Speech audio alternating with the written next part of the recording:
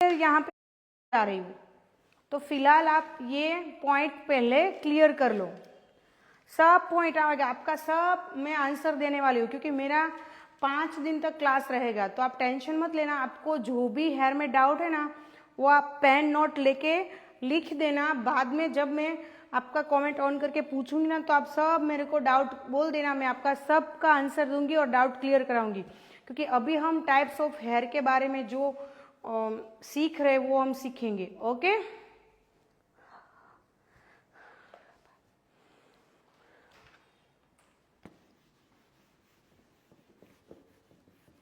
तीसरा पॉइंट हमारा है फिजी हेयर।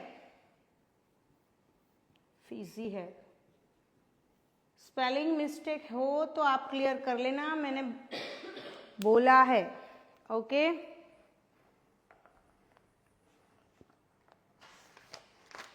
देखो जैसे फिजी हेयर आते हैं हमारे पास, तो हमें प्रिपरेशन में क्या करना पड़ेगा। फिजी हेयर यहाँ पे मैं अपने ही हेयर दिखा देती हूँ, क्योंकि यहाँ पे मैंने हेयर में कोई भी आज प्रिपरेशन नहीं किया है।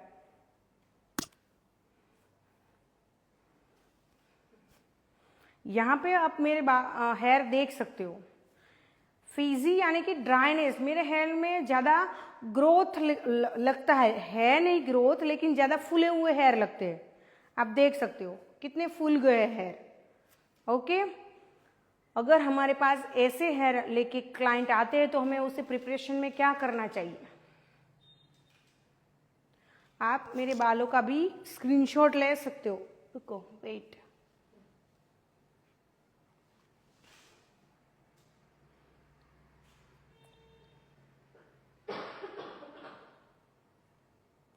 क्लियर। ओके, जब हमारे पास क्लाइंट ऐसे हेयर लेके आते हैं, तब हमें प्रिपरेशन में क्या करना चाहिए, वो आप पॉइंट नोट करो।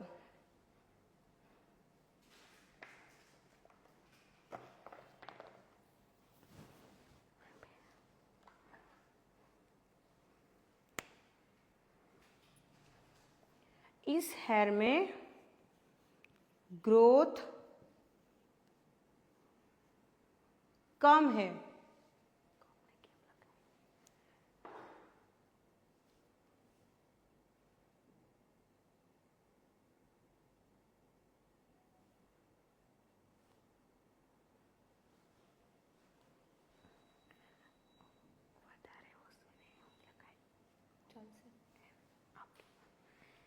फिजी हेयर में ग्रोथ ज़्यादा है। आप लिख सकते हो ग्रोथ, सॉरी कम है, कम।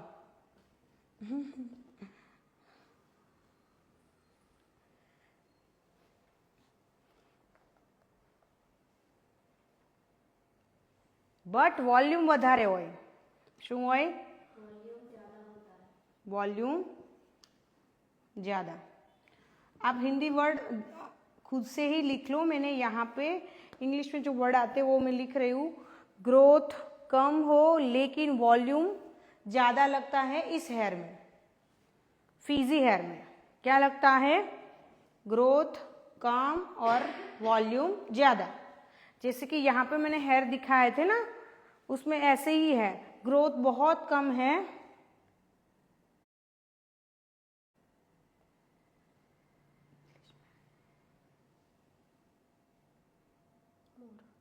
मोर ज़्यादा अधिक, मोर लखू वॉल्यूम ग्रोथ में कम में लेस लेस।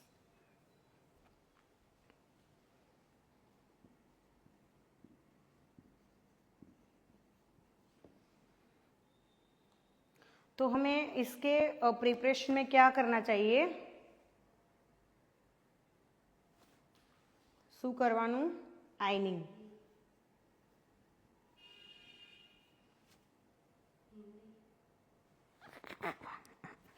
ओके, मैं गुजराती हूँ ना, तो मैं भूल जाती हूँ बार बार। ग्रोथ कम है और वॉल्यूम ज़्यादा है, तो इसके हेयर में प्रिपरेशन में पहले सबसे पहले आइनिंग करना है, बाद में हमें क्रिम्पिंग करना पड़ेगा। No blow dry.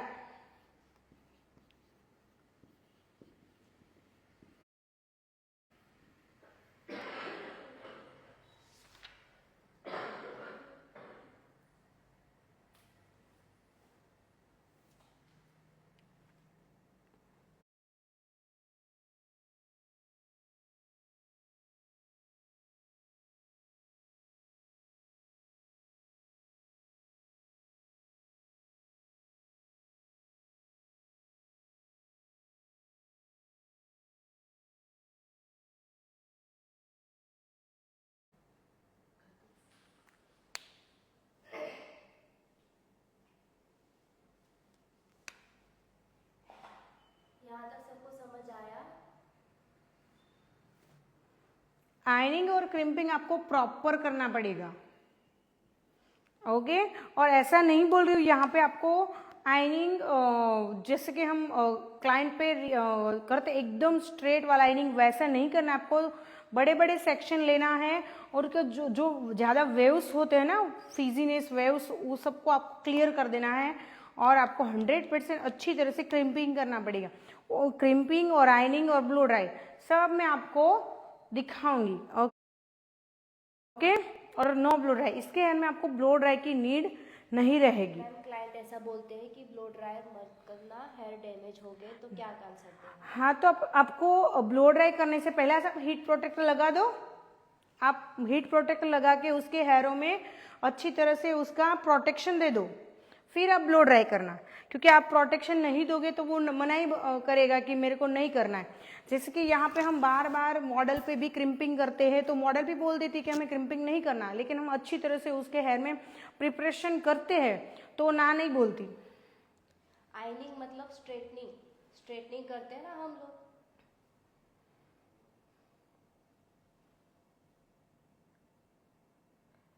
Crimping machine straightening से पहले का, सॉरी, क्रिम्पिंग मशीन से पहले हमें हीट प्रोटेक्टर लगाना। Yes yes yes. और हीट प्रोटेक्टर आपको पूरे बालों में नहीं लगाना है, आपको जहाँ पे भी फिजीनेस ज़्यादा लगती है, जहाँ पे रफनेस ज़्यादा लगती है, तो वो ज़्यादा क्या हेयर में होती है, वो एंड में ही ज़्यादा प्रॉब्लम होती है।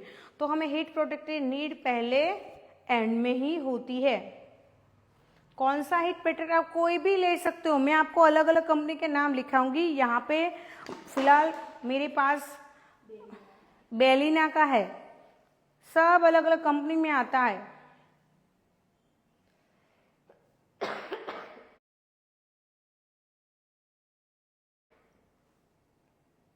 ओके।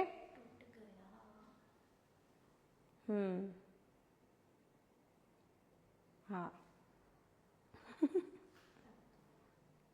एक स्प्रे बने में भर दीजिए।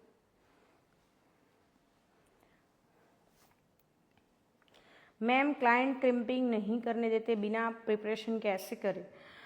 तो आपको अगर आपका क्रिम्पिंग ज़्यादा थिकनेस वाला हुआ ना तो हमें क्लाइंट मना कर दे, लेकिन मैं आपको सॉफ्ट वाला क्रिम्पिंग दिखाऊंगी कि हमें कैसे सॉफ्ट क्रिम्पिंग करना है। जैसे कि हमारे मेकअप में भी आइस में आप ज़्यादा क्रिएटिविटी कर देते हो तो क्लाइंट हमें मना कर देता है, लेकिन आप सॉफ्ट आइस रखते हो, नेचुरल आइस रखते हो तो सबको पसंद आती है। वैसे ही हमारे हेयर में आप सॉफ्ट वाला क्रिम्पिंग करो, सॉफ्ट ब्लो ड्राई करो। हेयर में आपको सिर्फ वेव्स ही तोड़ने हैं, हाइड करने हैं, आपको क्रिम्पिंग करके उसको हेयर में आर्टिफिशियल नहीं करना है, आपको हेयर में सिर्फ वेव्स को हाइड करना है, ओके। वो मैं आपको रियल क्लाइंट पे और रियल मॉडल जब भी मेरे पास मैं आपको हेयर स्टाइल सिखाऊंगी ना तब आपको सब बता दूंगी, ओके। आप क्योंकि क्या होता है, कुछ थियरी हम बोर्ड पे आपको समझा देंगे और कुछ थियरी आपको लाइव डेमो में ही समझ पाएंगे, तो आप टेंशन मत लो। हीट प्रोटेक्टर मैंने बता दिया कि आप बेलिना का भी ले सकते हो, आप ओसिस का भी ले सकते हो, आप गूस केयर का भी ले सकते हो, अलग अलग आता है। बजट फ्रेंडली मैंने बोला ना कि बेलिना का भी बहुत सस्ता है और गूस केयर का मेरे को सबसे अच्छा लगता है, वो भी अच्छा है गूस केयर का।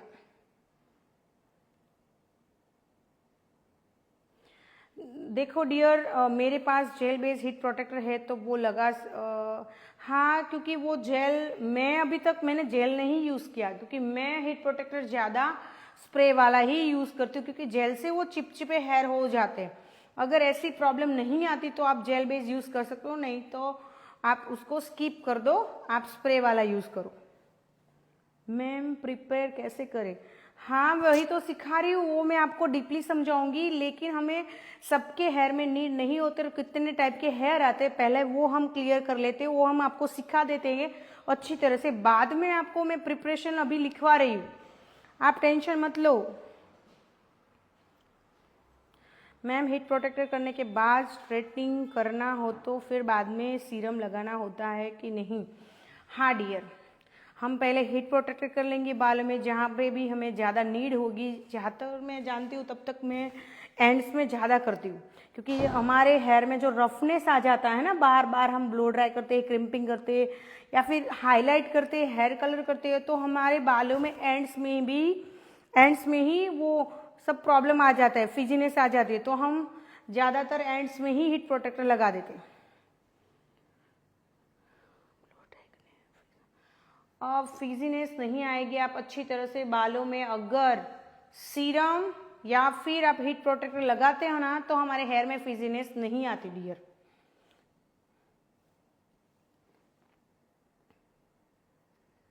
मैम हेयर प्रिपेयर भी करते हैं क्या? यस डियर, मैं अभी वही सिखा रही हूँ कि सबके हेयर में हमें प्रिपरेशन क्या करना है, कैसे करना है। ओके, यहाँ पे कितने टाइप के हेयर आते हैं? 4 टाइप के। तो सबके हेयर में हमें अलग अलग नीड रहती है प्रिपरेशन करने की, क्योंकि आप सब लोग क्या कर देते हैं, एक क्लाइंट आया, दूसरा आया, तीसरा आया, सबके हेयर में कोई भी हेयर कैसा है वो नहीं जानते, डायरेक्ट क्रिम्पिंग कर देते। तो ऐसा नहीं है डियर, हमें सबके हेयर में अलग अलग नीड रहती है। जैसे कि हम मैम हीट प्रोटेक्टर करने के बाद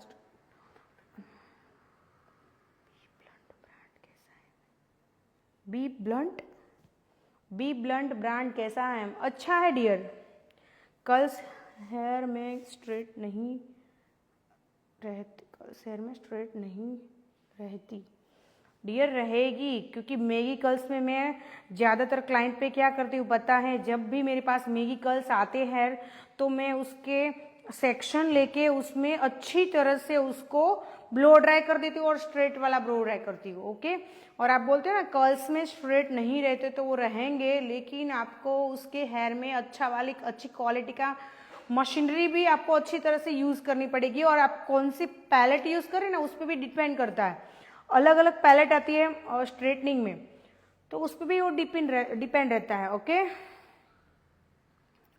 चलो यहाँ पे अब हम कमेंट ऑफ करके आपको जो हमारा चौथा पॉइंट है वो क्लियर करने के बाद मैं आपको प्रिपरेशन कैसे करेंगे सबके हेयर में वो सिखाती हूँ। हाँ मैम, डेली हेयर केयर बताना, वो बता दूंगी। कैमरा में क्यों सही नहीं दिख रहा है? अब देखो मैडम, क्रिम्पिंग होता है कि हमारे बालों में जो वेवनेस होती है, जो हमारे हेयर में वीवी हेयर है, तो उसको हाइड करने के लिए हम क्रिम्पिंग का यूज़ करते हैं, वो हम बाद में आपको दिखाएंगे।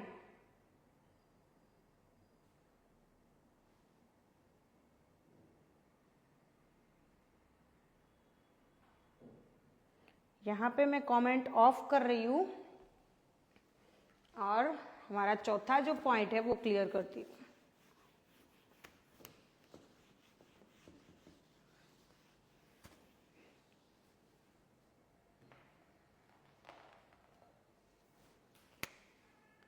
ज़्यादातर हमारे पास क्लाइंट कर्ल्स और मैगी हेयर वाले आते हैं। अभी सब लोग ने क्या किया है कि सब लोग अपने हेयर में केमिकल यूज़ करते हैं, इसलिए स्ट्रेट लेके आते हैं। वरना जो रियल हेयर होते हैं, थोड़े एज वाले लोग होते हैं, उसके हेयर ज़्यादा कैसे होते हैं? तो कर्ल्स और मैगी, क्योंकि वो अपने हेयर में हेयर केयर नहीं लेते। ठीक है,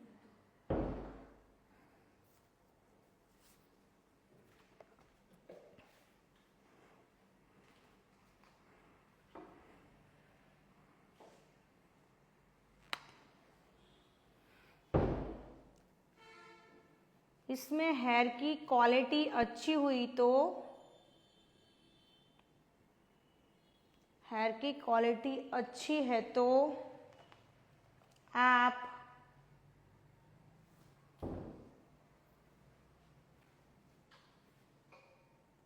अच्छी क्वालिटी हुई तो आप ब्लो ड्राई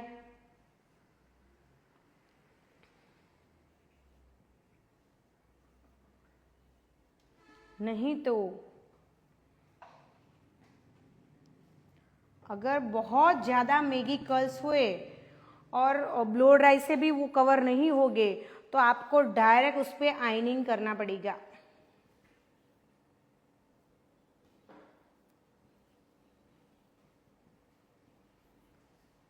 ओके, बाद में आपको उस पे हेयर में क्रिम्पिंग करना है, लेकिन क्रिम्पिंग कैसा करना है आपको, बहुत सॉफ्ट, और इसके हेयर बहुत क्या होगे, ठीक होगे। हेयर कैसे होगे, ठीक, मैगी वाले।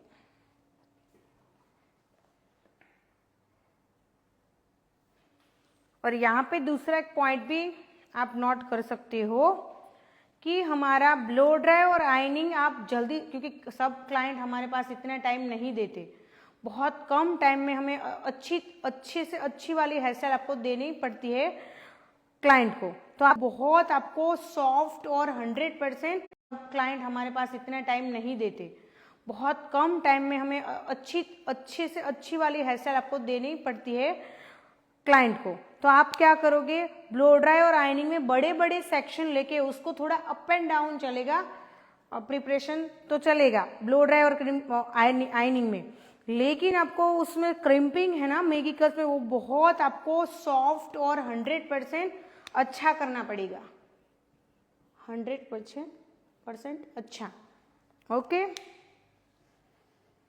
क्योंकि वो अगर हमारा प्रॉपर नहीं हुआ ना, तो मैगी और कर्ल्स हेयर में क्या होता है पता है, हमारा हेयर में जो पुलिंग होता है ना, वो पुलिंग अच्छी तरह से नहीं आता।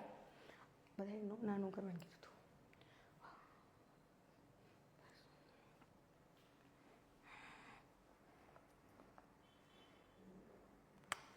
बहुत सारे लोग क्या करते, कर्ल्स और मैगी हेयर आते तो डायरेक्ट क्या करते थे पता है, क्रिम्पिंग। तो उसके हेयर में अच्छी तरह से फिनिशिंग नहीं आएगी, वॉल्यूम नहीं मिलेगा, जो आप प्रॉपर शेप लेना चाहते हो हेयर में वो नहीं आएगा, ओके। तो हेयर में इतना प्रिपरेशन से क्या होता है, अच्छा फिनिशिंग,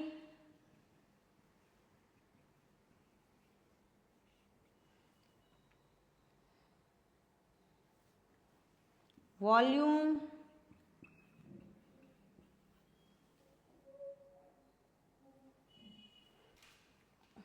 और हेयर में थोड़ा स्मूथनेस, क्योंकि आपको पता है मैगी कर्ल्स में स्मूथनेस नहीं होती बिल्कुल भी। तो आप इतना प्रिपरेशन करोगे ना, तो आपको हेयर में फिनिशिंग, वॉल्यूम और स्मूथनेस तीनों मिल जाएगा। लेकिन आपका प्रिपरेशन ये इस जो मैंने यहाँ पे लिखवाया उस टाइप का होना चाहिए। सबसे पहले क्या करोगे, ब्लो ड्राई, थोड़ी बहुत हेयर अच्छे है तो ब्लो ड्राई, अगर ज्यादा मैगी और कर्ल्स हेयर है तो आपको आइनिंग करना पड़ेगा, ओके। आइनिंग के बाद आपको प्रॉपर 100% वाला क्रिम्पिंग, और क्रिम्पिंग भी कैसा, सॉफ्ट वाला, आपको बहुत हेयर में क्रिम्पिंग नहीं कर देना है, ओके। वो भी मैं आपको पैलेट देके समझाऊंगी प्रैक्टिकली। फिर इसके हेयर कैसे होते हैं, तो हेयर ज्यादा कैसे होते हैं, थिकनेस वाले होते हैं। और जो इससे पहले पॉइंट मैंने लिखवाया ना फीजी हेयर, उसमें आप लिख लेना थीन हेयर, उसके हेयर बहुत पतले होते हैं। कमेंट ऑन कर रही हूं, और आपको स्क्रीनशॉट लेना है तो ले सकते हो।